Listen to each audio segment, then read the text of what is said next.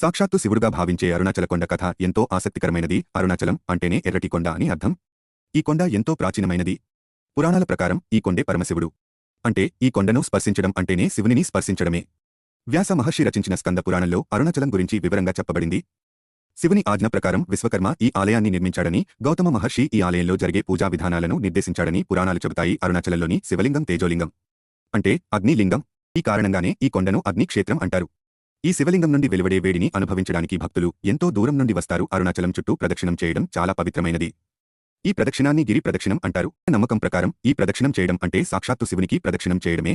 కొన్ని లక్షల సంవత్సరాల క్రితం దేవతలు, దానవులు అందరూ కలిసి భగవంతుని ఆరాధించేవారు. ఒకరోజు దేవతలు మరియు దానవుల మధ్య భీకర యుద్ధం జరిగింది. ఈ యుద్ధంలో ఎంతో మంది మరణించారు.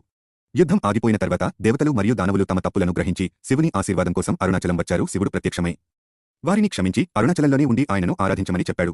అప్పటి నుండి అరుణాచలం శివునికి